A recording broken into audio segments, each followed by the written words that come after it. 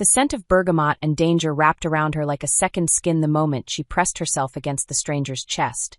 But it wasn't until his arms tightened protectively around her that she realized she'd just made either the best or worst mistake of her life. Lily Chen's heart hammered against her ribs as she buried her face against the expensive fabric of the stranger's suit jacket. The familiar cologne of her ex-boyfriend Marcus still lingered in her nostrils from when he'd cornered her outside the downtown coffee shop, his fingers digging into her wrist with that old, terrifying grip. "Please," she whispered against the stranger's chest, her voice barely audible over the bustling Seattle street noise. "Just, please go along with this." Strong arms circled her waist, pulling her closer with a confidence that should have terrified her, but somehow didn't. "Easy, sweetheart." A deep voice rumbled above her head, vibrating through his chest. "I've got you." The endearment sent an unexpected shiver down her spine. She risked a glance over her shoulder and saw Marcus standing frozen on the sidewalk, his face twisted with the familiar rage she knew too well. But for once, he wasn't advancing. He was retreating? "Lily." Marcus's voice cracked like a whip, but there was something different about it now. Uncertain. "Get away from him. Now." The stranger's arms tightened imperceptibly around her. "The lady seems comfortable where she is." His voice was velvet over steel, carrying an authority that made several passers-by instinctively step aside. "I suggest you move along." Lily felt the change in the air, thick and electric, like the moment before a thunderstorm breaks. Marcus took another step back, his bravado crumbling in a way she'd never seen before. In 3 years of his psychological torture, she'd never seen Marcus back down from anyone. "This isn't over," Marcus snarled, but he was already backing away, melting into the crowd with uncharacteristic haste. Only when Marcus disappeared completely did Lily realize she was trembling. The stranger's hands moved to her shoulders, steadying her as she stepped back to look at him properly for the first time. Golden eyes. That was her first coherent thought. Not brown, not amber, but pure molten gold, studying her with an intensity that made her breath catch. He was tall, easily 6'3", with dark hair and sharp features that belonged on magazine covers. Everything about him screamed wealth and power, from his perfectly tailored charcoal suit to the way he carried himself like he owned the world. "Thank you," she managed, suddenly self-conscious about her coffee-stained jeans and oversized sweater. "I'm sorry for. That was really presumptuous of me, but he wouldn't leave me alone and you were just—" "Right place, right time," he said, his golden gaze never leaving her face. "Are you hurt?" She shook her head, rubbing absently at her wrist where Marcus had grabbed her. The stranger's eyes tracked the movement, and something dangerous flashed across his features. "He's done this before. It wasn't a question. It's fine. He's my ex, and he has trouble accepting boundaries." The words tasted bitter. 3 years of Marcus's escalating behavior, and she was still making excuses for him. "What's your name?" "Lily," she said automatically, then wondered why she'd answered so readily. Something about those golden eyes made her want to trust him, which was insane given what she'd just escaped from. "Lily." He said her name like he was tasting it, rolling it around on his tongue. "I'm Damon. Just Damon." No last name offered, but the way he said it suggested she should know who he was. She didn't, but she nodded anyway. "Well, Damon, thank you again. I should probably have coffee with me." The words hung between them, and Lily blinked in surprise. "What? Coffee? There's a place around the corner that's much better than this tourist trap." He gestured toward the chain coffee shop where she'd been cornered. "You look like you could use something stronger than whatever sugar water they're serving." She should say no. Every rational part of her brain was screaming that she'd already had enough excitement for one day, that the last thing she needed was to get involved with another man, especially one who radiated danger like expensive cologne. But there was something about the way he'd held her, the way he'd made Marcus retreat without raising his voice, that made her feel safer than she had in years. "I don't really date," she said carefully. "I mean, I just got out of something complicated, and it's coffee, not a marriage proposal." One corner of his mouth quirked up in what might have been amusement. "Although I have to admit, your scent is—" He trailed off, shaking his head with a frown, as if he'd said something he hadn't meant to. "My scent." Lily self-consciously lifted her arm to check if she'd forgotten deodorant. "Nothing. Forget I said that." But his nostrils flared slightly, and his pupils dilated. "Coffee." The smart thing would be to politely decline, thank him again, and disappear into the crowd. The smart thing would be to go home to her tiny apartment, lock the door, and pretend this whole encounter never happened. But looking into those impossible golden eyes, Lily found herself wavering. When was the last time a man had looked at her like she was precious instead of property? When was the last time someone had stepped between her and Marcus without expecting something in return? I really should go, she said, even as part of her wanted to stay. Something flickered across Damon's face, disappointment maybe or frustration. Around them, the busy Seattle street continued its rhythm, but Lily could swear the space between them had gone quiet, charged with an electricity she didn't understand. Another time then, he said finally, reaching into his jacket. He pulled out a business card, expensive cardstock with simple black lettering. When you're ready. She took the card automatically, her fingers brushing his. The contact sent a jolt through her system, and from the way his eyes darkened, she wasn't the only one who felt it. Blackwood Industries, she read aloud, then looked up at him with new understanding. She might not follow business news, but even she knew that name.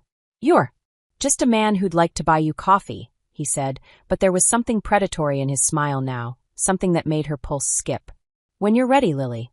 The way he said her name again, like a promise or a threat, made her take an involuntary step backward. Whatever this man was, he was dangerous in ways that had nothing to do with Marcus's crude intimidation. This was something else entirely, something that called to a part of her she'd never known existed. I have to go, she said, clutching his card like a lifeline. I know. He didn't try to stop her as she backed away, but those golden eyes followed her every movement. But you'll call. It wasn't a question, and the certainty in his voice made her stumble slightly. She turned and fled, pushing through the crowd with her heart racing and his card burning like a brand in her palm. Behind her, Damon Blackwood watched until she disappeared around the corner, his hands clenched into fists at his sides. The mate bond that had slammed into him the moment she'd touched him still sang through his veins, demanding he follow, demanding he claim what was his. But she was human, fragile, and already damaged by another man's cruelty. She would need time to trust, time to understand. Time he wasn't sure he had, not when every instinct screamed at him to hunt down the bastard who dared put his hands on what belonged to Damon. His phone buzzed. A text from his beta. Pack meeting in an hour. The Vancouver Wolves are making moves. Damon looked down at the message, then back toward the corner where Lily had disappeared. Politics and territory disputes suddenly seemed like distant concerns. His mate was out there, scared and running, carrying his card but probably too afraid to use it. And somewhere in this city, a dead man walking named Marcus was nursing his wounded pride, likely planning his next move. Damon's canines extended slightly as he smiled. Let him try. The Alpha King had found his mate, and heaven help anyone who tried to come between them. Even if she didn't know what she was to him yet. Chapter 2. Lily stared at the email on her laptop screen for the third time in 5 minutes, her coffee growing cold as she tried to process what she was reading. The contract offer was generous, too generous for a simple rebranding project. But it was the company name at the bottom of the message that made her stomach flip. Blackwood Industries. She'd been carrying his business card in her wallet for 2 weeks now, pulling it out at random moments like a talisman she couldn't quite bring herself to use. The expensive cardstock had grown soft around the edges from her nervous handling, but the bold black lettering remained as crisp as the memory of those impossible golden eyes. Her phone buzzed with a text from her best friend Sarah. Please tell me you took that Blackwood contract. Do you know how much exposure that could bring your freelance business? Lily rubbed her temples. Sarah was right, of course. Landing Blackwood Industries as a client could set her up for years. The contract was for a complete visual identity overhaul for one of their subsidiary companies, the kind of high-profile project that could launch her from scraping by as a freelance graphic designer to actually having a waiting list. But working with Blackwood Industries meant working with him. With Damon, the man who'd saved her from Marcus with nothing more than a look. The man whose touch had sent electricity through her system and whose voice still haunted her dreams. The man who'd looked at her like he wanted to devour her whole. Her finger hovered over the reply button. Professional opportunity versus personal complications. Rent money versus emotional safety. Before she could chicken out, she typed, I accept the terms. When can we schedule the initial meeting? She hit send before she could change her mind. The response came back within minutes. Tomorrow, 2 p.m. Blackwood Industries, 47th floor. Ask for Mr. Blackwood personally. Lily's heart hammered against her ribs. Of course it would be him. She'd known that intellectually, but seeing it confirmed made her question every decision that had led to this moment. Her apartment buzzer rang, making her jump. She wasn't expecting anyone, and the few friends she had usually texted first. Moving cautiously to the intercom, she pressed the button. Yes. Static crackled, then a voice that made her blood run cold. Lily, baby, I know you're up there. We need to talk. Marcus. She stepped back from the intercom as if it had burned her. He'd been texting her obsessively since the encounter outside the coffee shop, alternating between apologies and accusations, but he'd never shown up at her apartment before. The building had security. He shouldn't even be able to get into the lobby. I'm not letting you up, she said, proud that her voice came out steady. You can't avoid me forever. I know about your little boyfriend, Lily. Rich boy thinks he can just waltz in and steal what's mine. The possessive edge in his voice made her skin crawl. I'm calling the police, Marcus. With what evidence? I'm just a concerned ex-boyfriend checking on the woman I love. She could hear the smile in his voice, that cold satisfaction he got when he thought he was being clever. Before she could respond, the intercom went dead. Lily backed away from the door, her hands shaking as she grabbed her phone. She should call the police, but Marcus was right. What would she tell them? That her ex was standing outside her building asking to talk? They'd barely taken her seriously when she'd tried to report his increasingly aggressive texts. She spent the rest of the evening jumping at every sound, checking the locks on her door repeatedly, and peering through her blinds at the street below. By morning, exhaustion weighed heavy on her shoulders, but there was no sign of Marcus anywhere. Maybe he'd given up. Maybe the encounter with Damon had actually scared him off for good. She almost believed it until she got to her car and found the note tucked under her windshield wiper. You look beautiful when you sleep. The paper shook in her hands as she read it again, hoping she'd misunderstood. But there was no mistaking Marcus's cramped handwriting, no ignoring the implication that he'd been watching her apartment, watching her. Lily looked around the empty parking garage, suddenly feeling exposed under the harsh fluorescent lights. How long had he been watching? How had he gotten close enough to see her through her bedroom window? She crumpled the note and threw it in her purse, then got in her car with shaking hands. She had a meeting with Damon Blackwood in 3 hours, and she needed to pull herself together.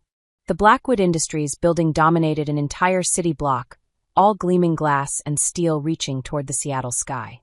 Lily had walked past it countless times, but she'd never imagined herself inside it, riding the elevator to the top floor with a portfolio tucked under her arm and her heart in her throat. The receptionist on the 47th floor looked like she belonged on a runway rather than behind a desk. Ms. Chen, Mr. Blackwood is waiting for you in his office. She was led down a hallway lined with contemporary art that probably cost more than Lily's annual income, past offices with floor-to-ceiling windows offering stunning views of Elliott Bay. At the end of the hall, massive double doors opened into what could only be described as a corner office on steroids.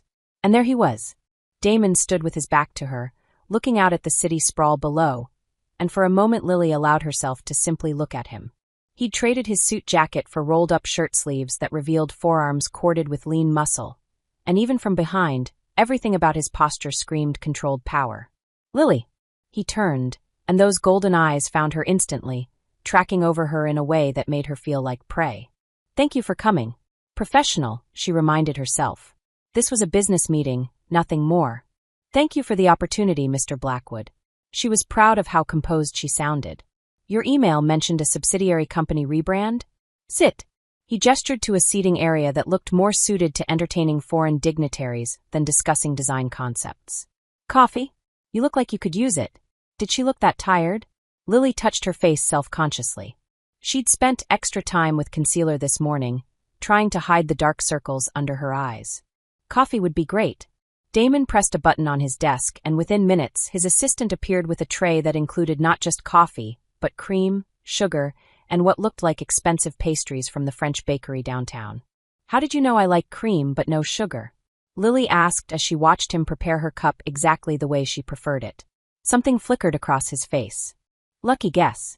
But it wasn't a guess, and they both knew it. Just like it wasn't a coincidence that the pastries included the lavender shortbread she'd been craving all morning, or that he seemed to know she was left-handed before she'd even reached for her portfolio. Let's talk about the project, she said, needing to steer the conversation back to safe territory. For the next hour, Damon outlined what should have been a straightforward rebranding job for a chain of boutique hotels his company had recently acquired. But Lily found herself distracted by things that had nothing to do with design concepts or target demographics. The way he never quite turned his back to her, as if he was constantly aware of her position in the room. The way his nostrils would flare slightly when she leaned forward to show him her initial sketches. The way his pupils dilated when she accidentally brushed his hand while reaching for her coffee cup. And the questions. They started innocuous enough. Where was she from? How long had she been in Seattle? But gradually became more specific. Did she have family in the area? Had she ever spent time in rural communities? Had she ever experienced anything she couldn't explain? "I'm sorry," she finally said, setting down her cup with more force than necessary. "But what does my family history have to do with hotel branding?" Damon went very still, and for a moment she could swear she saw something wild flicker behind his eyes. "You're right. I apologize. I tend to be thorough when I'm considering long-term business relationships." Long-term. The word sent an unexpected thrill through her, which was ridiculous. This was about work, nothing more. "The portfolio samples you've shown me are impressive," he continued, his voice back to professional smoothness. "I'd like to offer you the contract with one condition. Which is, you work directly with me throughout the entire process. No delegating to project managers or design teams. Just us." The way he said, "just us," made her mouth go dry. That's unusual for a project of this scope. "I have unusual requirements." She bet he did. Everything about Damon Blackwood was unusual, from his predatory grace to the way he seemed to look right through her skin to something underneath. "I'll need to think about it," she said, starting to gather her things. "Of course." He stood when she did, moving around the desk to walk her to the door. "But don't think too long, Lily. Opportunities like this have a way of disappearing." The words could have been a standard business negotiation tactic, but something in his tone made her shiver. She was hyper-aware of him walking behind her, close enough that she could feel the heat radiating from his body, could smell that intoxicating scent of bergamot, and something else, something wild and masculine that made her pulse race. At the elevator, he pressed the call button and stood close enough that she had to tilt her head back to meet his eyes. "Have dinner with me tonight." The words hung between them, and Lily felt the same dangerous pull she'd experienced 2 weeks ago on the street. Professional boundaries, she reminded herself. Client relationships. All the reasons this was a terrible idea. "I don't think that's appropriate, Mr. Blackwood." "Damon," he corrected, and the way he said his own name was like a caress. "And it's just dinner.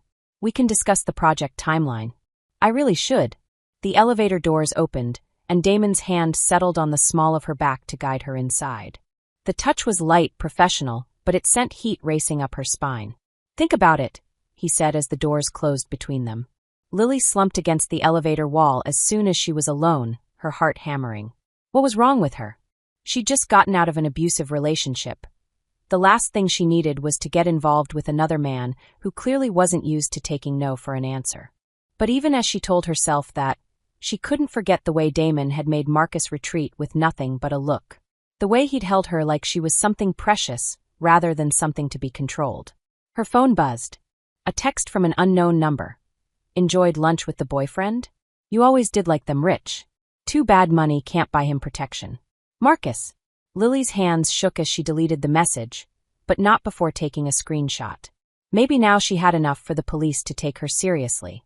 The parking garage under her apartment building was dimly lit and mostly empty when she got home that evening. Lily had spent the rest of the day trying to focus on other projects, but Damon's offer kept circling through her mind like a persistent melody. She was digging through her purse for her keys when she heard footsteps echoing off the concrete walls. Slow, deliberate footsteps that were trying too hard to sound casual. "Hello, Lily." She spun around to find Marcus emerging from behind a concrete pillar, and her blood turned to ice. He looked different, thinner, with dark circles under his eyes and a manic energy that hadn't been there before. "How did you get in here?" The parking garage required a key card to access.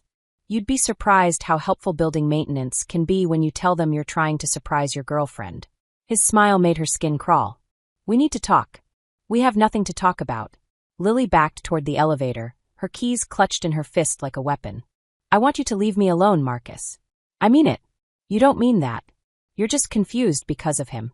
Marcus stepped closer, and she could smell alcohol on his breath. "Rich boy thinks he can just take what belongs to me, but I've got news for him. I don't belong to anyone. You belong to me." The facade of calm cracked, and Marcus grabbed her wrist with bruising force. 3 years, Lily. 3 years I invested in you. And you think you can just throw that away for some pretty boy with a trust fund? The familiar pain in her wrist where his fingers dug in brought back every terrible memory. Every moment she'd convinced herself his jealousy was love, his control was protection. Let go of me. Not until you listen. I believe the lady asked you to let go. The voice came from behind Marcus, low and deadly calm. Damon stepped out of the shadows between parked cars like some kind of dark angel, and the temperature in the garage seemed to drop 10 degrees. You, Marcus snarled, but his grip on Lily's wrist loosened slightly. Me. Damon moved closer, and there was something different about him now, something that made the hair on the back of Lily's neck stand up. His eyes seemed to glow in the fluorescent light, and when he smiled, she could swear she saw too many teeth. I thought I made myself clear the last time we met. You don't scare me, Marcus said, but he was backing away even as he spoke. I should. Damon's voice dropped to barely above a whisper, but it carried clearly in the concrete space. Touch her again, and you'll discover just how creative I can be with problem-solving. There was something in his tone that went beyond normal human anger, something primal and terrifying that made Marcus release Lily's wrist entirely and take another step back. This isn't over, Marcus said, but he was already retreating toward the exit. Yes, Damon said, his golden eyes fixed on Marcus with predatory intensity. It is. Marcus practically ran for the exit, leaving Lily shaking in the middle of the parking garage. Only when the sound of his footsteps faded completely did Damon turn to her, and his expression transformed from terrifying to concerned in an instant. Are you hurt? Lily looked down at her wrist, which was already showing red marks that would probably be bruises by morning. I'm okay. But what are you doing here? Something guilty flickered across Damon's face. I was in the neighborhood. It was a lie, and they both knew it.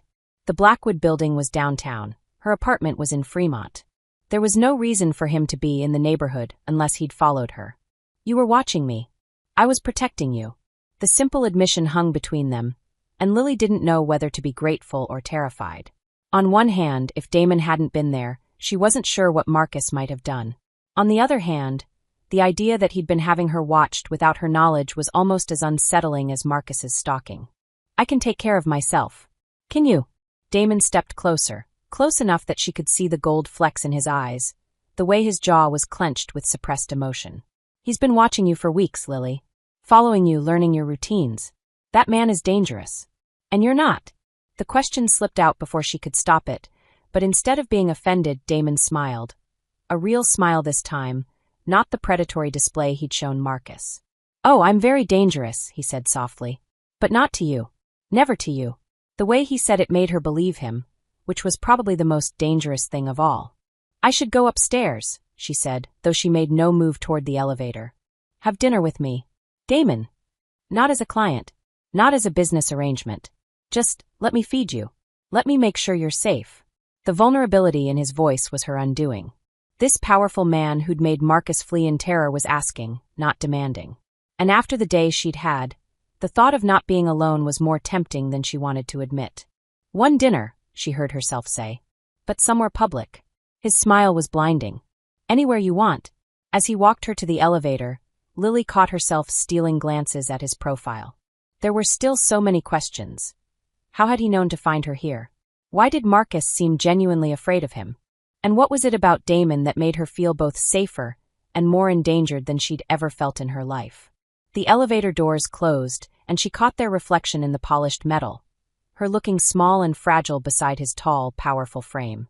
But for the first time in months, she didn't feel fragile. She felt protected, even if she wasn't entirely sure what she was being protected from. Or by whom. Chapter 3. The dinner had been perfect, too perfect. Lily stared at her laptop screen, cursor blinking in the Google search bar, as she tried to make sense of the evening she'd just shared with Damon Blackwood. The small Italian restaurant he'd chosen had been intimate without being presumptuous, the conversation flowing as easily as the wine. He'd been charming, attentive, asking about her work and her dreams with what seemed like genuine interest. But it was the little things that kept nagging at her. The way the sommelier had approached their table with a bottle of wine before Damon had even ordered, as if he'd known exactly what would be served. The way their server had seemed almost deferential, not just professionally courteous, but genuinely nervous. And most unsettling of all, The way Damon had known Marcus was lurking outside the restaurant a full 10 minutes before she'd even caught a glimpse of her ex through the window. "He's gone," Damon had said quietly, not even looking toward the street. "Victor took care of it." Victor. Another name without context. Another piece of a puzzle she was beginning to suspect was much larger than she'd imagined. She typed Damon Blackwood into the search bar and hit enter. The results were surprisingly sparse for a man who supposedly ran a multi-billion-dollar corporation. Business articles, press releases, a few society page photos from charity galas. But nothing personal. No college information, no family background, no interviews that revealed anything about the man behind the corporate facade. It was as if Damon Blackwood had simply materialized into existence 5 years ago when Blackwood Industries had burst onto the Seattle business scene with a series of aggressive acquisitions that had transformed the company from regional player to Pacific Northwest powerhouse. Lily frowned, scrolling through the search results. Even the photos seemed carefully curated, always shot from a distance at public events, never showing him clearly enough to make out fine details. In an age where everyone had a digital footprint dating back to their high school yearbook photos, Damon's online presence was eerily sanitized. Her phone buzzed. A text from an unknown number. "Sweet dreams, beautiful. Hope you enjoyed your date. Don't get too comfortable. Marcus." Lily deleted the message with shaking fingers, then screenshot the next 3 that came in rapid succession, each one more explicit in its threats than the last. She'd promised herself she'd go to the police in the morning, but looking at the vile words on her screen, she wondered if they'd take her seriously or just see another hysterical ex-girlfriend crying wolf. Her laptop chimed with an email notification. Work. A message from Damon's assistant about scheduling additional meetings for the hotel rebranding project. The timeline was aggressive, requiring several late-night sessions at Blackwood Industries to meet the deadline. Tomorrow night, 8 p.m., Mr. Blackwood's office. He'll provide dinner. Another perfectly reasonable business communication that somehow felt loaded with hidden meaning. Lily closed her laptop and tried not to think about how the prospect of seeing Damon again made her pulse quicken despite every rational warning bell in her head. The Blackwood Industries building after hours was a different creature entirely. Gone were the bustling crowds of daytime workers, replaced by an almost oppressive quiet broken only by the hum of climate control systems and the distant ping of elevator bells. Security guards nodded respectfully as Lily signed in, but she noticed they all wore the same pin on their lapels, a stylized wolf's head that seemed oddly familiar. Damon's office was blazing with light when she arrived, and he looked up from his desk with a smile that made her forget her earlier unease. "You came. It's a business meeting," she reminded him, though the words sounded hollow even to her own ears. "Of course it is." His smile turned predatory. "Are you hungry? I had Marcel prepare something special." The spread laid out on the conference table could have fed 6 people. Roasted lamb with rosemary, grilled vegetables, artisanal bread that was still warm from the oven. It was the kind of meal that spoke of careful planning and intimate knowledge of her preferences, knowledge he shouldn't have had. "This is too much," she said, genuinely overwhelmed. "Nothing is too much for you." The way he said it with such quiet conviction made her breath catch. This was dangerous territory, the kind of attention that Marcus had given her early in their relationship before it had twisted into something possessive and cruel. But Damon wasn't Marcus. When he pulled out her chair, his touch was gentle, respectful. When he served her wine, he didn't comment on how much she drank or lecture her about calories. And when she caught him watching her eat, there was something almost worshipful in his expression. "Tell me about your family," he said as they worked through the initial design concepts. "What about them? Are you close? Do they live nearby?" The same odd questions he'd asked during their first meeting, disguised as casual conversation, but somehow feeling like an interrogation. "My parents died when I was 15, she said, focusing on her laptop screen rather than his too perceptive golden eyes. "Car accident. I lived with my aunt in Portland until I turned 18, then moved here for college." "No siblings? Cousins? Why do you ask?" Damon was quiet for a long moment, and when she looked up, his expression was carefully neutral. "No reason. Just making conversation." But it wasn't just conversation, and they both knew it. Everything about Damon Blackwood felt calculated, from his perfectly tailored clothes to his seemingly casual questions about her background. They worked in relative quiet for the next 2 hours, and Lily found herself stealing glances at him when she thought he wasn't looking. He moved with an economy of motion that spoke of physical training, his reflexes sharp and precise. When his pen ran out of ink, he'd caught a replacement that his assistant tossed from across the room without even looking up from his notes. No one had reflexes that good.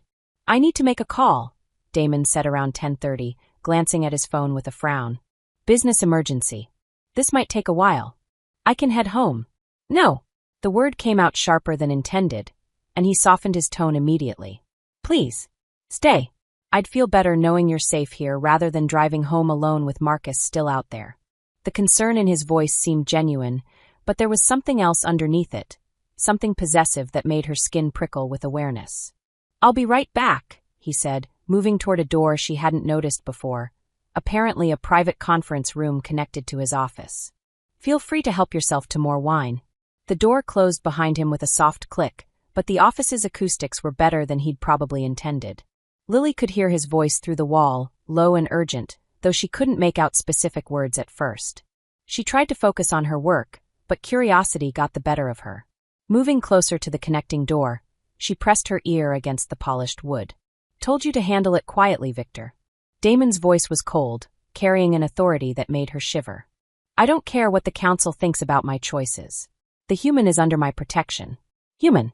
The word hit her like a physical blow. Not Lily or she. The human. As if she were a different species entirely. "No, I will not reconsider." His voice was rising now, and there was something underneath it, something that didn't sound entirely human. A growl that seemed to vibrate through the walls. "She is mine, and anyone who threatens her will answer to me personally." Lily jerked back from the door, her heart hammering. The rational part of her mind tried to make sense of what she'd heard. Maybe it was just corporate speak, maybe human was some kind of business terminology she didn't understand. But the growl, that hadn't been human at all. "Your territory, your rules," came another voice through the door, though this one sounded like it was coming through a speakerphone. "But the pack is getting restless. They're saying you're compromised, that this obsession with a mortal will make you weak." Pack. Mortal. Territory. The words swirled in Lily's mind, each one more impossible than the last. She backed away from the door, her portfolio falling from nerveless fingers and scattering papers across the polished floor. "You forget yourself, Victor." Damon's voice was barely recognizable now, a low rumble that seemed to come from somewhere deep in his chest. "I am Alpha King. My word is law. If the pack has concerns, they can bring them to me directly." "Alpha King." Lily dropped to her knees, frantically gathering the scattered design mock-ups, her hands shaking so badly she could barely grip the papers. She needed to get out of here. She needed to think, to process what she'd heard, to figure out if she was losing her mind or if... The conference room door opened. Lily looked up from her position on the floor and felt the world tilt sideways. Damon stood in the doorway, but he wasn't entirely Damon anymore. His eyes were blazing gold, not just flecked with color but actually glowing in the dim light. His canine teeth were longer, sharper, and his fingernails had become claws that left gouges in the doorframe where he gripped it. Most terrifying of all was his face itself, still recognizably him, but somehow more angular, more predatory. As if something wild was pressing against his human features from the inside, trying to break free. They stared at each other in absolute silence, predator and prey frozen in mutual shock. Then Damon's phone rang, the shrill sound shattering the moment. His appearance snapped back to normal so quickly that Lily wondered if she'd imagined the whole thing. Normal golden eyes, normal teeth, normal hands reaching for his phone. "Blackwood," he answered, his voice perfectly composed, but his eyes never left Lily's face. She scrambled to her feet, clutching her portfolio like a shield. "I have to go," she whispered. Damon held up one finger, mouthing wait, while he listened to whoever was on the other end of the call. But Lily couldn't wait. She couldn't stay in this room with this man, this thing, whatever he was. She ran. The elevator seemed to take forever to arrive, and she jabbed the lobby button repeatedly, certain that Damon would appear at any moment. But the doors closed without incident, and she slumped against the wall, trying to make sense of what she'd witnessed. Glowing eyes. Claws. That inhuman growl. None of it was possible. People didn't just transform into something else. It was the stress, the lack of sleep, the fear from Marcus's stalking. Her mind was playing tricks on her. But even as she told herself that, she couldn't forget the way Damon had looked at her in that doorway. Not surprised, not confused, but calculating. As if he was deciding what to do about the human who'd seen too much. The elevator doors opened onto the lobby, and Lily practically sprinted toward the exit. The security guards looked up as she passed, and she could swear she saw them reaching for their radios before the glass doors closed behind her. The parking garage was dimly lit and mostly empty, her footsteps echoing off the concrete walls as she made her way to her car. She was fumbling with her keys when she heard other footsteps, measured and purposeful. "Ms. Chun." The voice belonged to a man she'd never seen before, tall and lean with prematurely silver hair and pale eyes that seemed to see right through her. He wore an expensive suit similar to Damon's, but there was something colder about him, something that made every instinct scream danger. "I don't think we've been introduced," he continued, stepping closer. "Victor Kozlov. I work with Mr. Blackwood." Victor. The name from the phone call, the one who'd called her the human, like she was some kind of specimen. "I'm sorry, but I really need to go," Lily said, finally getting her key into the lock. "I'm sure you do." Victor's smile was all teeth. "It must be overwhelming, learning about our world like this. Most humans don't handle it well." There was that word again. Human. As if he was something else entirely. "I don't know what you're talking about." "Of course you don't." Victor moved closer, and Lily caught a whiff of something wild and dangerous, like the deep woods after rain. "But now that you do know, we have a problem. You see, our kind has rules about exposure. Very strict rules." Lily's hand found her car door handle, but before she could pull it open, Victor's hand closed over hers. His grip was gentle but immovable, and his skin was fever-hot against hers. "The pack is concerned," he said conversationally. "Our Alpha King has become distracted, compromised by his fascination with you. Some believe the kindest solution would be to remove the distraction entirely." The threat was delivered in the same tone he might have used to discuss the weather, but the menace underlying it was unmistakable. "Let go of me. Soon." Victor's pale eyes studied her face with scientific interest. "I'm trying to understand what he sees in you. You're pretty enough, I suppose, but hardly extraordinary. Yet he's willing to risk everything, his pack, his territory, his position as Alpha King. All for a fragile little human who could break with a single wrong word to the wrong person. I wouldn't. I don't even understand what any of this means." "Don't you?" Victor tilted his head, nostrils flaring slightly as if he was scenting the air around her. "I think you understand more than you're letting on. The question is, what are we going to do about it?" Before Lily could respond, the parking garage filled with the sound of growling. Not one voice, but several, echoing off the concrete walls from multiple directions. Victor released her hand and stepped back, his expression shifting from predatory amusement to wary alertness. "Victor." Damon's voice cut through the growling like a blade. He emerged from behind a concrete pillar, no longer bothering to hide what he was. His eyes blazed gold in the dim light, and when he smiled, his elongated canines caught the fluorescent glare. "Alpha," Victor said, inclining his head in what might have been respect or mockery. "I was just having a conversation with your pet human." "Were you?" Damon moved closer, and Lily could see other shapes moving in the shadows around them. More men in expensive suits, all with the same predatory grace, the same inhuman awareness. "And what did you discuss?" "Pack security. The risks of exposure. The usual concerns when mortals stumble into our world." "I see." Damon was close enough now that Lily could feel the heat radiating from his body, could smell that intoxicating scent of bergamot and wildness that always seemed to surround him. "And what conclusions did you reach?" Victor's smile was razor-sharp. "That some problems solve themselves given time. Others require more direct intervention." The temperature in the garage seemed to drop 10 degrees. The men in the shadows stepped forward, and Lily realized she was surrounded by predators barely contained in human form. "The pack follows my orders, Victor," Damon said softly. "Not yours. If you have concerns about my leadership, you're welcome to challenge me directly." "Perhaps I will," Victor replied. "When the time is right." The two men stared at each other, and Lily could practically see the violence simmering between them. Whatever was happening here, she was caught in the middle of something much more dangerous than a corporate power struggle. "Go home, Victor," Damon said finally. "Take your concerns to the council if you must, but leave Lily out of this." "As you wish, Alpha." Victor gave that mocking half-bow again, then looked at Lily with cold calculation. "Ms. Chun, I do hope you'll think carefully about what you've learned tonight. For everyone's sake." He melted back into the shadows, and the other men followed. Within moments, the parking garage was empty except for Lily and Damon. "Get in your car," Damon said quietly, his appearance sliding back toward human normal. "Drive straight home." Lock your doors and don't open them for anyone. What's happening? What are you? Later. His golden eyes met hers, and she could see genuine fear there, not for himself but for her. Right now you need to get somewhere safe. Victor isn't the only one who sees you as a threat. A threat to what? Damon cupped her face in his hands, his touch gentle despite everything she'd witnessed. To everything I've built. Everything I am. But I don't care, Lily. I'd burn it all down before I'd let anyone hurt you. The conviction in his voice made her believe him, which was possibly the most terrifying thing of all.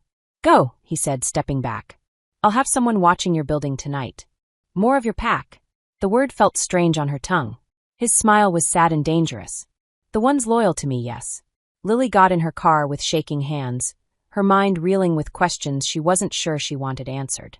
As she drove out of the parking garage, she saw Damon in her rearview mirror, standing alone under the harsh fluorescent lights like some kind of dark guardian.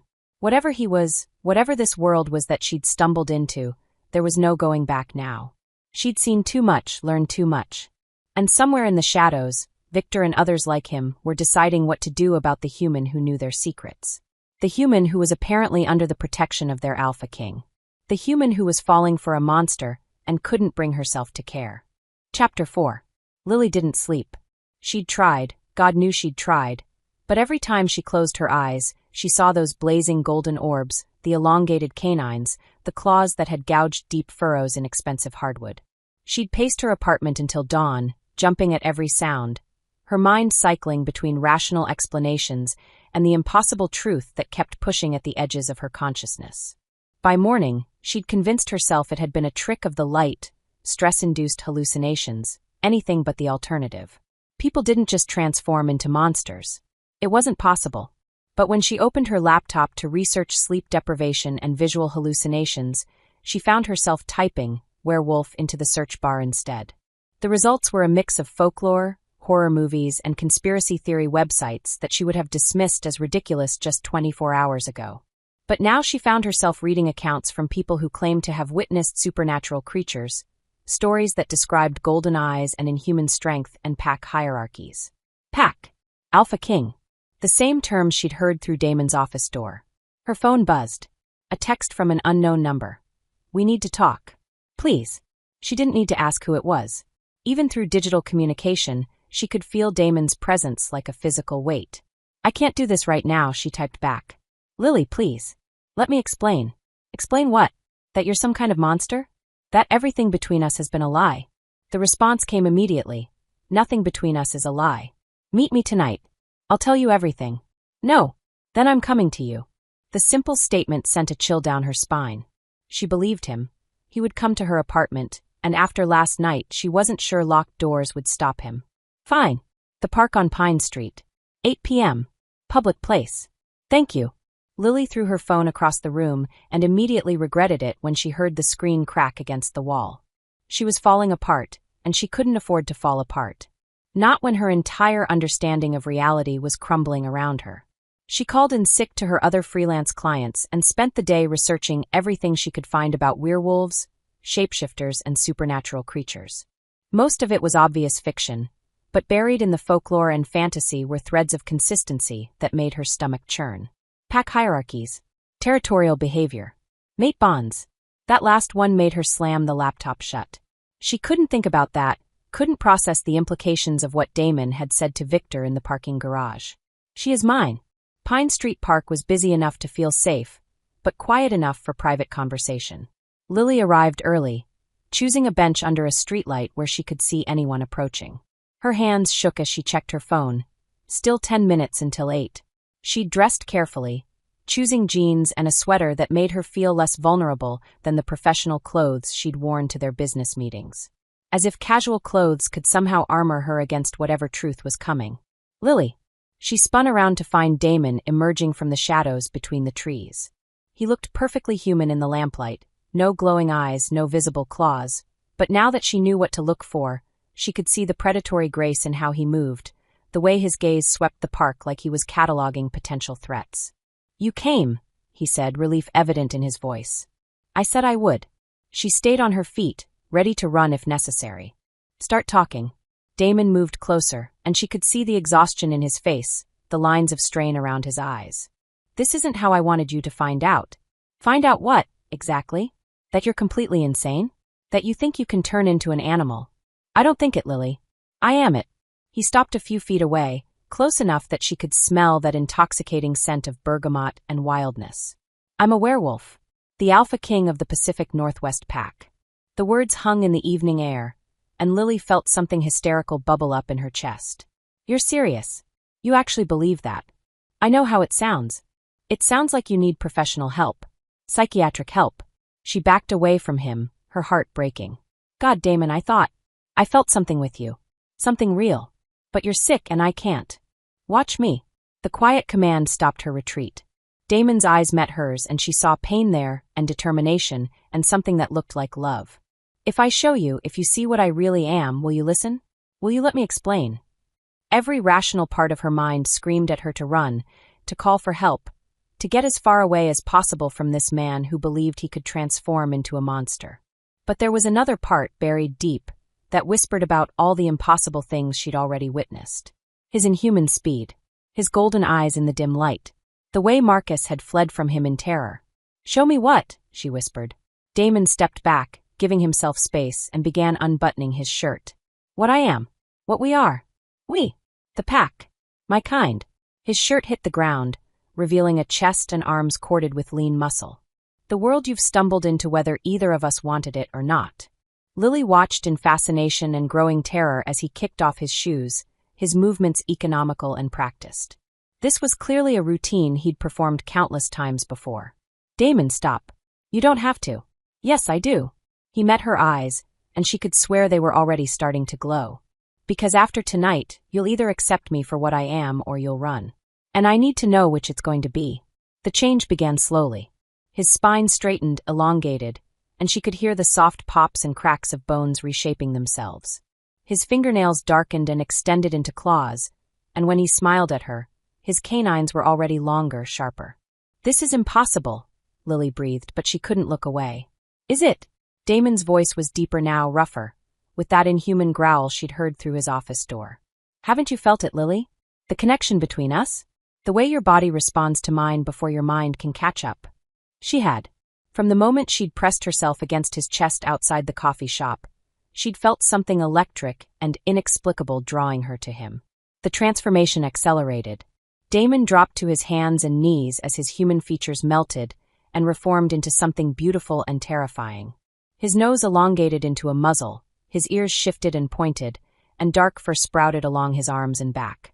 Within moments, where Damon Blackwood had stood, there was now a wolf the size of a small pony. Its coat was midnight black with silver markings, and its eyes, those eyes were still pure molten gold, still unmistakably his. Lily stumbled backward, her legs hitting the park bench hard enough to bruise. This isn't real. This isn't possible. The wolf, Damon, took a careful step toward her, moving with the same controlled grace she'd come to associate with his human form. When she didn't flee, he moved closer, until he was near enough that she could feel the heat radiating from his massive body. Up close, he was magnificent. His coat gleamed in the streetlight, and she could see intelligence in those golden eyes, recognition, and something that might have been hope. Damon, she whispered. The wolf's ears pricked forward at the sound of his name, and he made a soft whining sound deep in his throat. Slowly, carefully, he lowered his head until it was within reach. Lily stared at him for a long moment, her world tilting on its axis. Everything she'd thought she knew about reality was crumbling around her, but there was no denying what she was seeing. No rational explanation that could account for the man who had become a wolf before her eyes. With shaking fingers, she reached out and touched the side of his muzzle. His fur was softer than she'd expected, warm and thick, and at her touch, he closed his eyes and made that whining sound again. You're real, she said, wonder and terror warring in her voice. This is real. The wolf, Damon, stepped back and began to shift again. The process was faster in reverse, his lupin features melting back into human form until he was kneeling naked on the grass before her. Are you okay? He asked, and his voice was gentle, concerned, entirely human again. Lily laughed, the sound cracking with hysteria. Am I okay? I just watched a man turn into a wolf. No, Damon, I'm not okay. I'm pretty sure I'm having a complete mental breakdown. He reached for his discarded clothes, pulling on his shirt with practiced efficiency. You're not having a breakdown. Your world just got a lot bigger, that's all. A lot bigger. She sat down heavily on the bench, her legs no longer able to support her weight. Werewolves are real. You're a werewolf. The Alpha King, whatever that means. It means I'm the leader of all the werewolf packs in this territory. The Pacific Northwest from Alaska to Northern California. Damon sat beside her on the bench, close enough that she could feel his body heat, but not touching. It means I'm responsible for keeping our secret, protecting our people, maintaining the balance between our world and the human world. The human world. Lily looked at him, seeing him clearly for the first time. That's what I am to you. Human. Other. No. The vehemence in his voice startled her. That's what you are to Victor, to the pack members who don't understand. To me you're... He trailed off, running a hand through his dark hair. I'm what? My mate. The words hung between them, heavy with implications she wasn't ready to process. I don't understand what that means. Damon turned to face her fully, his golden eyes serious in the lamplight. In werewolf culture, we don't fall in love the way humans do. We find our mates, the one person whose soul calls to ours, whose scent drives us wild, who completes us in ways we didn't even know we were incomplete. That's... She searched for words. That's crazy. Is it? Haven't you felt it too? The pull between us? The way your body responds to mine before your mind can catch up. She had. From that first moment outside the coffee shop, she'd felt drawn to him in ways that defied logic. But hearing it explained in supernatural terms made her feel trapped, manipulated. So I don't have a choice, she asked. This mate bond thing, it's like supernatural date rape? I'm just supposed to fall in line because biology says so. No. Damon's response was immediate and fierce. The mate bond creates the potential for love, not the compulsion for it. You always have a choice, Lily. Always. I would never force you into anything. But you want me to accept this. To accept you. I want you to know the truth. All of it. He leaned forward, his elbows on his knees, and she could see vulnerability in the line of his shoulders. I want you to understand that what I feel for you isn't some supernatural compulsion. It's real. Maybe the mate bond brought us together, but everything since then, every conversation, every moment we've shared, that's been choice. Yours and mine. Lily stared at him, this man who could transform into a wolf, who commanded a secret world she'd never known existed, who claimed she was his destined mate. I need time, she said finally. I need to think. I understand. Do you? Because I don't think you do. She stood up, pacing away from the bench. My entire understanding of reality just imploded. Everything I thought I knew about the world, about you, about myself, none of it's true anymore. And you're sitting there asking me to just accept that I'm your supernatural soulmate and move on with our relationship like this is normal. It's not normal, Damon said quietly. None of this is normal. But it's real and it's what we're dealing with. What we're dealing with. She laughed bitterly. We. There's no we in this, Damon. You've been lying to me since the moment we met.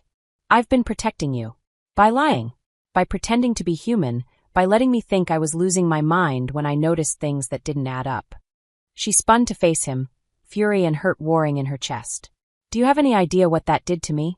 After Marcus, after 3 years of him making me question my own perceptions, my own sanity, and then you did the same thing. Damon's face went white. Lily, I never meant. But you did. You made me doubt myself, made me think I was imagining things, and all along you knew exactly what was happening. Tears burned her eyes, and she wiped them away angrily. I can't do this. I can't be with someone who lies to me, no matter what cosmic forces are supposedly pulling us together. Please.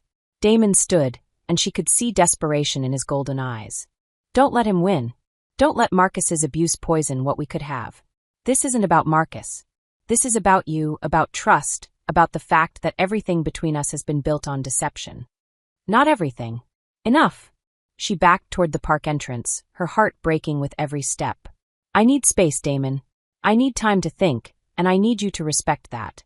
Where will you go? The concern in his voice almost undid her resolve. That's not your business anymore. She turned and walked away, and to his credit, he didn't follow. But she could feel his eyes on her back as she left the park, could sense his presence like a physical weight even after she turned the corner and disappeared from sight. Emma's apartment was a sanctuary of normalcy, overstuffed furniture, abstract art on the walls, the lingering scent of vanilla candles. Lily had called her best friend from the taxi, managing only, I need somewhere to stay tonight, before her voice cracked completely.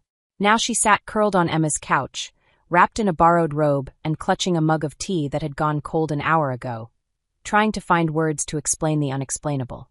"So let me get this straight," Emma said, perched on the coffee table facing her. "Damon Blackwood, billionaire CEO Damon Blackwood, told you he's a werewolf. He didn't just tell me. He showed me. Showed you how?" Lily set down her mug with shaking hands. "He transformed, Em. Right in front of me. One minute he was a man, the next he was this huge wolf with golden eyes." Emma studied her face with the concerned expression she'd worn since opening her door to find Lily in tears. "Honey, I know you've been under a lot of stress lately. Marcus stalking you, the pressure of landing such a big client. You think I'm having a breakdown? I think you're dealing with more than any person should have to handle, and sometimes our minds play tricks on us when we're overwhelmed." Lily had expected this reaction, had known that no rational person would believe her story. But hearing it from Emma, her closest friend, made something cold settle in her chest. "I know how it sounds," she said quietly. "But it's real, Em. He's real. Werewolves exist, and I've somehow gotten tangled up with their king." Emma reached over and squeezed her hand. "Okay, let's say, hypothetically, that werewolves exist. What does that mean for you?" "It means I'm in love with a monster." The admission slipped out before she could stop it, and Emma's eyes widened. "Are you?" "I don't know. Maybe.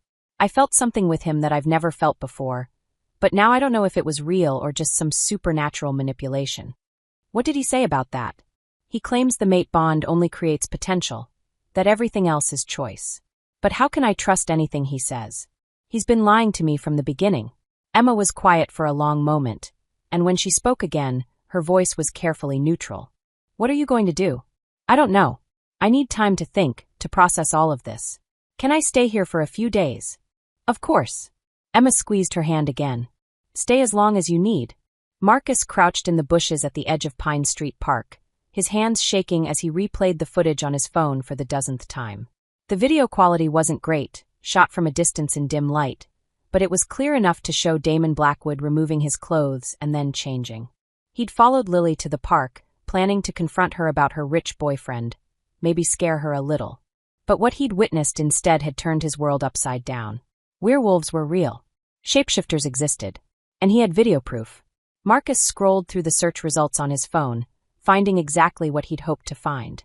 Forums dedicated to cryptozoology, collectors who paid enormous sums for authentic supernatural artifacts, researchers who would kill for this kind of evidence. The video alone was worth a fortune, but Marcus knew it could be dismissed as clever CGI. He needed more proof, more evidence of what Blackwood really was. He needed to get closer. A plan was already forming in his mind. If Lily was involved with monsters, then she was in danger. Real danger that even the police would have to take seriously once he showed them the proof. And if he happened to make some money exposing the supernatural world in the process, well, that was just justice. Lily had chosen some rich freak over him, had humiliated him, had made him look weak. But monsters weren't protected by restraining orders or corporate security teams. Monsters could be hunted. Marcus smiled as he uploaded the video to an encrypted cloud server, then began researching everything he could find about werewolf weaknesses and supernatural hunting techniques. Lily thought she was safe with her monster boyfriend. She had no idea what was coming for both of them. But she would learn soon enough that some predators hunted other predators. And Marcus had always been very good at hunting. Chapter 5. 3 days of hiding at Emma's apartment had done nothing to quiet the chaos in Lily's mind. If anything, the forced solitude had given her too much time to think, to replay every moment with Damon, to question everything she thought she knew about reality. She was curled on Emma's couch, laptop balanced on her knees, pretending to work on other design projects while actually researching werewolf folklore for the 100th time, when Emma's phone rang. "Emma Reyes," her friend answered, switching immediately into her professional voice. As a trauma nurse at Seattle General, Emma was used to emergency calls at all hours. Lily watched her friend's face change from calm professionalism to growing alarm. "What do you mean chemical spill? What kind of chemicals?" Emma was already reaching for her coat. "No, I understand the evacuation protocols, but I need to know." "Yes, I'll be there in 20 minutes. "What's wrong?" Lily asked as Emma hung up. "Emergency at the hospital. Some kind of chemical leak in the East Wing. They're calling in all off-duty staff to help with patient evacuations." Emma was pulling on her shoes, her movements sharp with anxiety. "I'm sorry to leave you like this, but..." "I'm coming with you." Lily, no.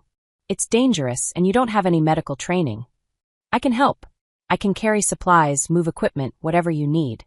The truth was, she couldn't stand another minute of sitting alone with her thoughts.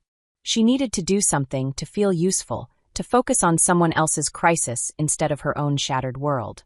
Emma hesitated, clearly torn between professional duty and concern for her friend. Please, Lily said. I need this. Fine. But you do exactly what I tell you, when I tell you. No heroics, no wandering off. Emergency situations are unpredictable, and I can't worry about keeping track of you on top of everything else. They made the drive to Seattle General in tense silence, Emma's knuckles white on the steering wheel as she navigated through increasingly heavy traffic. As they approached the hospital, Lily could see emergency vehicles lining the street, fire trucks, ambulances, hazmat teams in protective suits. This is bigger than they made it sound on the phone, Emma muttered, pulling into the staff parking lot. The scene outside the hospital was controlled chaos. Medical staff in scrubs moved with practiced efficiency, wheeling patients out on gurneys and loading them into waiting ambulances. The east wing of the building was cordoned off with yellow tape, and men in hazmat suits were setting up what looked like decontamination stations. Emma, a doctor Lily didn't recognize, jogged over to them. Thank God you're here. We need all hands for the evacuations. What happened exactly? Emma asked, pulling on a pair of latex gloves. Chemical storage accident in the basement. Some kind of botanical research compound. The fumes are filling the ventilation system. Not immediately lethal, but prolonged exposure could cause respiratory distress and neurological symptoms. Botanical research compound. Something cold settled in Lily's stomach, though she couldn't say why. What do you need me to do? Emma asked. ICU patients first, they're the most vulnerable. We're moving them to the temporary treatment center across the street. Emma turned to Lily. Stay close, follow my lead, and if I tell you to get out, you run. No questions. For the next 2 hours, Lily threw herself into the evacuation effort.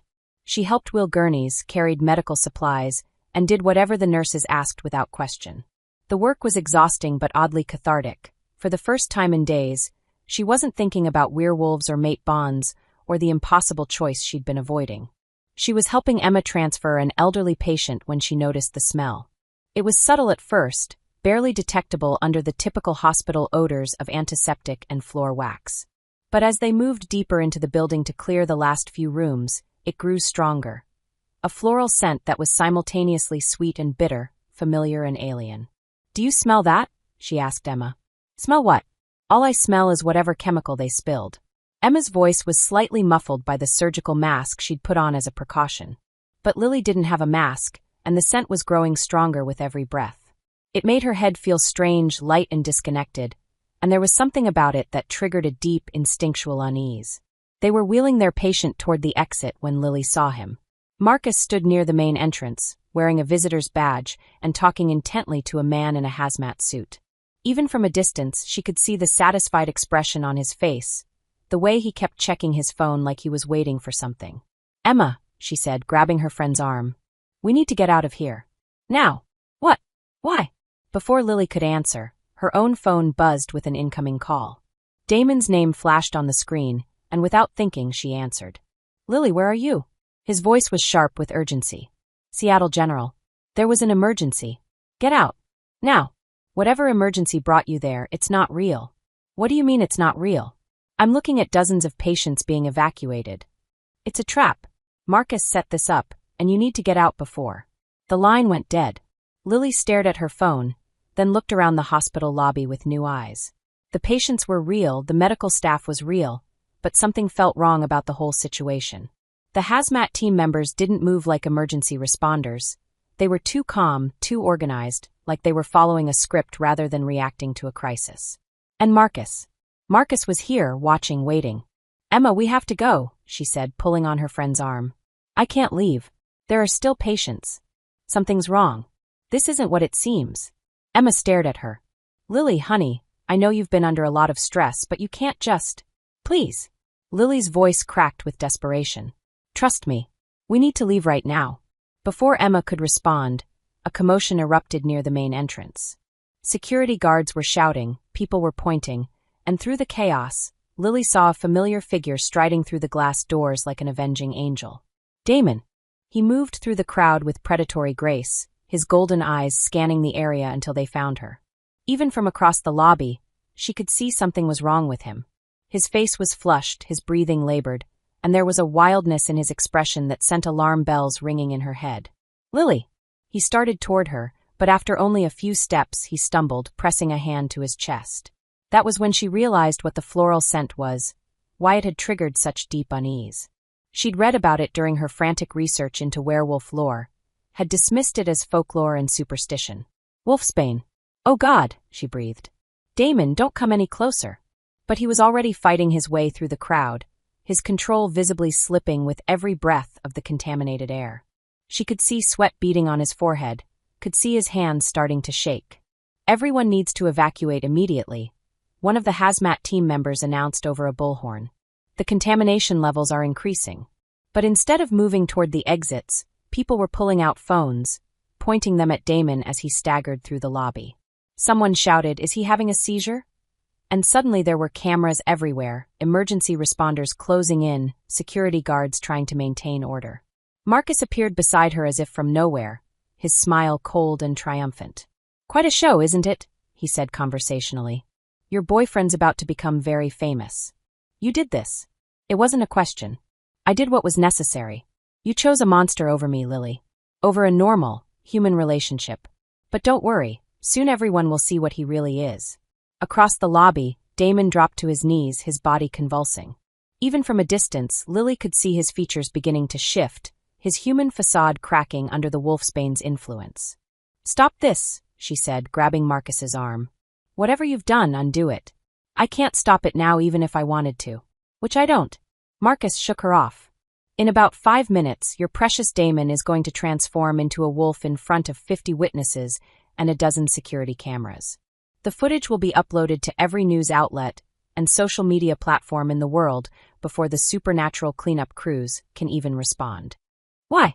What do you get out of exposing him?" "Justice, recognition, and enough money to disappear somewhere your monster friends can't find me." Marcus's eyes gleamed with malicious satisfaction. "Turns out there are people who pay very well for proof that supernatural creatures exist. Professional hunters who've been waiting for evidence like this for decades." Lily's blood ran cold. "Hunters? Oh yes. They're very interested in your boyfriend and his pack. Especially after I told them about the territorial structure, the pack hierarchy, the weaknesses I've observed." Marcus leaned closer, his voice dropping to a whisper. "Did you know werewolves become almost human when they're separated from their pack for extended periods? Weaker, more vulnerable? You're insane. I'm practical. And I'm patient. I've been watching, learning, gathering intelligence for weeks. This hospital trap was just the opening move." Across the lobby, Damon let out a sound that was half human scream, half animal howl. His shirt was splitting along the seams as his body began to change, and the crowd of onlookers pressed closer, their phones capturing every moment. Lily looked around desperately, searching for a way to help him, to stop this disaster before it destroyed not just Damon, but potentially every werewolf in existence. If the supernatural world was exposed like this, violently and publicly, the consequences would be catastrophic. That was when she saw Victor. He stood near the emergency exit, his pale eyes fixed on Damon with cold calculation rather than concern. As she watched, he pulled out his phone and made a call, his lips moving in urgent conversation. "The pack," she realized. "They're here." "Of course they are," Marcus said. "I was counting on it. The more monsters that show up to rescue their precious Alpha King, the more evidence I collect." But Victor wasn't here to rescue anyone. Even from across the room, Lily could read the satisfaction in his expression, the way he seemed to be coordinating rather than responding to the crisis. He wanted this to happen. Wanted Damon exposed, humiliated, destroyed. A memory surfaced, Victor's words in the parking garage. "Some problems solve themselves given time. Others require more direct intervention." "He planned this too," she said, the pieces clicking into place. "Victor. He's working with you." Marcus's smile widened. "He's working with my associates. Turns out your boyfriend has enemies in his own pack. Enemies who think a weak alpha obsessed with a human mate is bad for business." Emma appeared at her side, having finally fought her way through the crowd. "Lily, what's happening?" "That man, he looks like he's having a seizure," Lily said quickly. "We need to help him." But even as she said it, she knew there was no medical intervention that could help Damon now. The wolfsbane was forcing the change, and in minutes he would shift completely in front of dozens of witnesses. Unless she did something to stop it. "Emma, I need you to pull the fire alarm," she said. "What? Why?" "Just trust me. Pull the alarm, then get everyone out of the building. Clear the whole area. I can't just..." "Please." Lily grabbed her friend's shoulders, looking directly into her eyes. "I can't explain everything right now, but that man's life depends on getting these people out of here. All of their lives depend on it." Emma stared at her for a long moment, then nodded. "Okay, but what are you going to do?" "Something stupid," Lily admitted. As Emma pushed through the crowd toward the nearest fire alarm, Lily started moving toward Damon. Marcus caught her arm, his grip painful. "Where do you think you're going?" "To help him. You'll ruin everything. The plan only works if..." Lily drove her elbow into Marcus's solar plexus, the self-defense move Emma had taught her after the first time he'd grabbed her. He doubled over, gasping, and she broke free. The fire alarm started blaring, its shrill sound cutting through the chaos. Emergency lights began flashing, and the crowd started moving toward the exits, though many people were still recording with their phones. Lily fought her way through the evacuation, pushing against the tide of people fleeing the building. Damon was almost completely transformed now, his human clothes hanging in tatters as his body took on its lupin shape. She dropped to her knees beside him just as the change completed, and found herself face to face with the massive black wolf she'd seen in the park. But this time, there was no recognition in those golden eyes, no intelligence. Only wild, panicked confusion. The wolfsbane hadn't just forced the shift, it had stripped away his human consciousness, leaving only the wolf. "Damon," she whispered, reaching out slowly. "It's me. It's Lily." The wolf's ears flicked toward her voice, and for a moment she saw a glimmer of recognition. But then Victor's voice cut through the chaos. "Stand down, Alpha. You're no longer fit to lead." Lily looked up to see Victor approaching, flanked by two other men in expensive suits. They moved with the same predatory grace as Damon, but there was nothing protective about their posture. They were hunters closing in on wounded prey. "The Pack Council has voted," Victor continued, his voice carrying clearly despite the alarm. "Your obsession with this human has compromised our security and exposed our world. I hereby challenge your right to lead." The wolf, Damon, snarled, his hackles rising. But the wolfsbane was still affecting him, making his movements clumsy and uncoordinated. "This is perfect," Marcus said from behind Lily. He was still recording, his phone capturing everything. "A werewolf power struggle caught on camera. My buyers are going to love this." But Lily was no longer listening to Marcus. All her attention was focused on Damon, on the wild confusion in his golden eyes, on the way his body trembled with the effort of fighting the wolfsbane's effects. She thought about everything he'd told her, about the mate bond, about choice, about the difference between supernatural compulsion and real love. She thought about his gentleness, his protection, the way he'd looked at her like she was precious rather than property. And she made her choice. "Damon," she said, loud enough for everyone to hear. "I'm here. Come back to me." She reached out and placed both hands on the wolf's massive head, ignoring the gasps from the few remaining onlookers, ignoring Marcus's triumphant laughter, ignoring Victor's snarl of rage. "Come back," she whispered. "Choose to come back." For a moment nothing happened. Then the wolf's breathing began to slow, his trembling ceased, and those golden eyes focused on her face with growing clarity. The shift began again, but this time it was controlled, deliberate. Human features emerged from lupin ones, and within moments, Damon knelt before her in human form, naked and gasping but undeniably himself. "Lily," he breathed. "You shouldn't be here. It's not safe." "I know." She stripped off her jacket and wrapped it around his shoulders. "But I couldn't let you face this alone." Around them, the hospital was finally clearing, the fire alarm having driven most of the witnesses away. But Marcus was still there, still recording, and Victor and his allies were closing in. "Touching," Victor said coldly. "But ultimately irrelevant. The damage is done, Alpha. Your little display here has compromised everything we've worked to protect." "Has it?" Damon rose slowly to his feet, Lily's jacket barely preserving his modesty. But there was something different about his posture now, something that made Victor take an involuntary step back. "Because I count exactly 3 witnesses with recording devices, and I know where all of them are." His golden eyes fixed on Marcus with predatory intensity. "You made one critical error in your plan. You assumed I'd be alone when I came for her." That was when Lily heard them, footsteps echoing through the emptying hospital, moving with coordinated precision. She turned to see men and women in dark clothing emerging from stairwells and side corridors, surrounding Victor's group and cutting off Marcus's escape routes. "The pack," Damon said quietly. "The loyal members, anyway. They've been in position since Victor first made his challenge." "You knew," Victor snarled. "You knew about the trap." "I suspected. You've never been as clever as you think you are, Victor." Damon's voice was calm, but Lily could see the fury burning in his eyes. "Did you really think I wouldn't notice my own beta coordinating with supernatural hunters? That I wouldn't have you watched after your little parking garage threat?" Victor's face went pale. "The Council will never accept a compromised alpha. Your obsession with this human is my choice to make," Damon finished. "Just as it was your choice to betray your pack, your species, and everything we stand for." The showdown between them was interrupted by Marcus's voice, high and panicked. "You can't do this. I have rights. This is America, and you can't just make you disappear," one of the pack members suggested helpfully. "You'd be surprised what we can do." "The footage," Marcus said desperately. "I've already uploaded it to the cloud. Even if you kill me, the evidence will still show a man having what appears to be a medical emergency in a hospital," Damon said calmly. "Technology is a wonderful thing, Marcus. Video manipulation has become so sophisticated that no one trusts anything they see online anymore. But I saw a man collapse during a chemical emergency. Nothing more." Damon's smile was all teeth. "Amazing how memory becomes unreliable during traumatic events." Lily looked around the nearly empty hospital lobby, understanding dawning. The remaining witnesses were all pack members or hospital staff who would be quietly debriefed. The security cameras had probably been compromised before the first emergency call was made.